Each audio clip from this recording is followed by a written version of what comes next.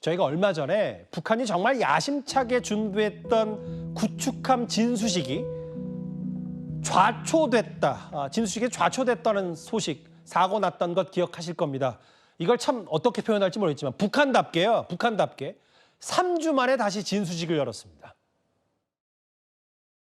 구축함 진수 과정에 엄중한 사고가 발생했습니다. 김정은 동지께서는 사고 전 과정을 지켜보시고 도저히 있을 수도 없고 도저히 용납할 수도 없는 심각한 중대 사고이며 조선인민군 해군 구축함 진수 기념식이 성대히 진행됐습니다.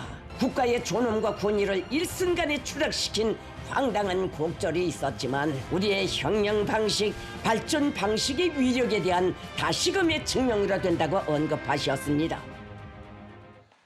참 이례적이었어요. 이춘희 아나운서가 저렇게 본인들 진수식에서 좌초사고 났다는 것 밝힐 정도로. 근데 저는 더 놀라운 게요. 그 신범철 박사님. 이거 다 물에 뭐 거의 이제 떠내려갈 것처럼 이제 뒤집어진 거를 어떻게 3주 만에 다시 진수식을 하는 거예요? 네, 정말로 많은 노동력과 인력이 투입된 것 같고요.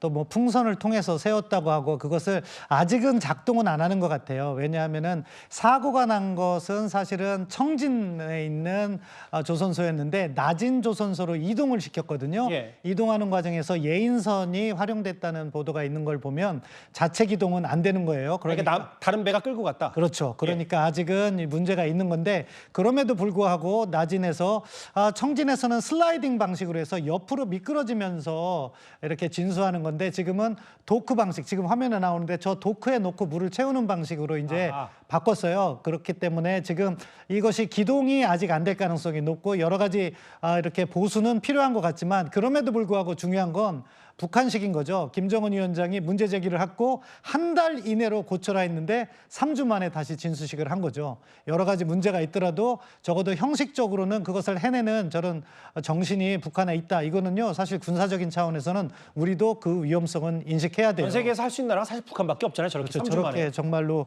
밀어붙일지는 저도 예측은 못했는데 예. 그러면서 행사는 마쳤단 말이죠. 그리고 그것을 대대적으로 홍보하면서 사실 저 5,000톤짜리 구축함은요. 예. 북한에 없던 거예요.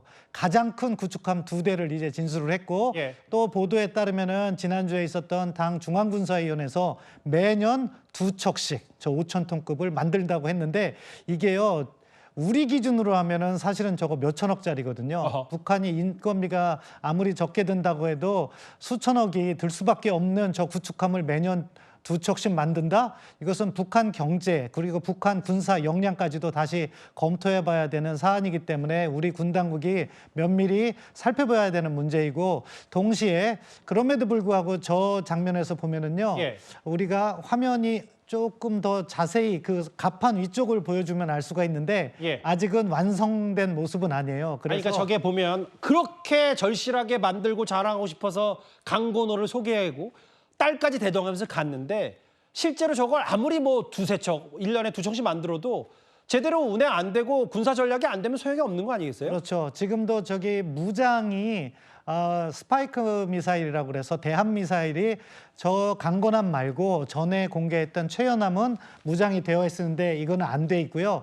그리고 저 갑판 위쪽에 그러니까 미사일 발사대에 뚜껑이 안 덮여 있는 모습이 발견됐어요. 그건 뭐냐면은 그때 고장이 난 건데 지금 수리가 덜 된 상태로 진수를 3주 만에 했다. 저걸 다 어떻게 하겠어요? 그렇죠. 사실. 그러니까 예. 일단 형식적인 측면이 강하다. 그럼에도 불구하고 북한이 밀어붙이기 식으로 저렇게 군사력을 증강하고 있는 모습은 우리도 계속해서 주시해야 된다고 생각합니다. 참, 미사일을 탑재가 안 됐다고 하더라도 이른바 구력 구축함이라고 불렸는데 3주 만에 다시 보란 듯이 진수식을 한 북한 얘기. 놀랍기도 하고 두렵기도 하고 여러 가지 많은 생각이 듭니다. 지금까지 들은 여러분들 목소리를 만나볼 차례죠. 첫 번째 댓글입니다. 아파 찬스는 그러게요. 잊을만 하면 나온다라고 했지만 뭐 김민석 후보자는 이거에 대해서 하나하나 설명과 해명을 했어요. 청렴하고 정직한 후보는 정말 없다라고 하셨고요. 예. 설명만 잘하면 충분히 용서합니다. 뭐 소명이 더 중요하다. 의혹에 대해서 이런 의혹에 대해서 설명을 잘해야 된다 이런 얘기를 하셨어요. 뭐가 두려워서 밤에 특검을 임명했냐는 비판적인 목소리도 있었고 마지막 보겠습니다. 한밤중에 그 국민의힘은 대선 후보도 교체하려고 했는데 뭐 특검 임명하면 안 되냐. 댓글 5개 모두 감사드립니다.